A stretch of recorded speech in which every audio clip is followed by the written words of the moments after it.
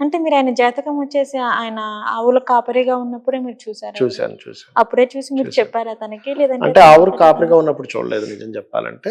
మధ్యలో journey, centre of జర్నీలో చూసా. ఓకే. ఈయన సిటీకొచ్చి కూలీ వర్క్ చేస్తున్నప్పుడు ఆ జర్నీలో చూసారా? చూసాను నేను. అప్పుడు చూసాను. దాని తర్వాత మళ్ళీ ఎదిగిన తర్వాత కూడా చూసాను. ఇది కరెక్ట్ అయింది కదా అనుకున్నా. ఓకే. అంటే అంటారు కదా గురుగారు, జాతకం చూసేటప్పుడు వాళ్ళకి ఏదైతే నెగెటివ్ ఉందో అది మాత్రానికే చెప్పాలి. పాజిటివ్స్ ఏవైతే ఉన్నాయో అవి చెప్పడం వల్ల వాళ్ళలో ఉన్న ఓవర్ కాన్ఫిడెంట్ అనేది ఎక్కువైపోతుంది. యాహ్! నాకిది ఉంది అనేసి అదేం లేదమ్మా. ఎవరు చెప్పారు? అదంతా తప్పు. మీకు ఎవరు చెప్పారు? అది పూర్తిగా తప్పు. ఓకే.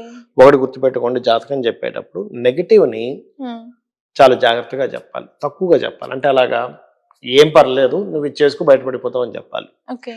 పాజిటివ్ ఏదుందో ఆ వ్యక్తికి నువ్వు కష్టపడితే ఇంత బాగా మంచి స్టేజ్‌కి వెళ్తావు అని చెప్పాలి. ఓకే. అంతేగాని నెగెటివ్‌ని ఎక్కువగా చెప్పకూడదు. నెగెటివ్ ఇప్పుడు ఎగ్జాంపుల్ మీరు డాక్టర్ దగ్గరికి వెళ్లారు. మీకేదో చిన్న హెల్త్ ఇష్యూ ఉంది. ఈ హెల్త్ ఇష్యూతో మనుషులు చచ్చిపోతారు తెలుసా అని చెప్తే మీరు భయపడతారా? ధైర్యంగా ఉంటారా? చాలా విపరీతంగా భయపడిపోతారు. అలా కాకుండా ఇది అందరికీ వస్తుంది. మీకు కూడా అందరికీ వస్తుంది. టాబ్లెట్ వేసుకుంటే రేపటి తగ్గిపోద్ది అన్నారు. మీరు అందరికీ వచ్చి అందరికీ తగ్గిపోతుందా? సో నాకు కూడా వచ్చి నాకు కూడా తగ్గిపోతుంది అన్నట్టు ఒకటి ఉంటుంది. ఒక పాజిటివ్ లో కూడా మనం చెప్పే ఎప్పుడు కూడా పాజిటివ్ నెగటివ్ రెండూ చెప్పాలి జాతకం తీసుకున్నప్పుడు. అంటే అలాగా ఉదాహరణకి ఈ సంవత్సరంలో యాక్సిడెంట్ ఉంది. ఓకే. అదే విధంగా ఈ సంవత్సరంలో ధనపరంగా బాగా కలిసి వచ్చింది అనుకోండి. రెండు ఉన్నాయి ఉదాహరణకి. ఈ సంవత్సరం మీరు కొంచెం వాహనాల మీద వెళ్ళేటప్పుడు జాగ్రత్తగా వెళ్ళండి. ఇది తగ్గడానికి ఈ పరిహారం చేసుకోండి అని చెప్పాలి. అంటే ఒక దానం ఇవ్వడము, ఒక స్తోత్రం చదువుకోవడం, ఆంజనేయ స్వామి ఆలయానికి వెళ్ళడం ఏదో ఉంటుంది ఆ గ్రహస్థితి బట్టి. ఇది కొంచెం రెగ్యులర్ గా పాటిస్తూ కొంచెం ఫోన్ మాట్లాడుతూ రోడ్లు దాటడం లాంటివి చేయకండి. ఫోన్ మాట్లాడుతూ డ్రైవింగ్ చేయకండి. కొంచెం స్పీడ్ గా వెళ్ళకండి. ఈ సంవత్సరంలో జాగ్రత్తగా ఉండండి.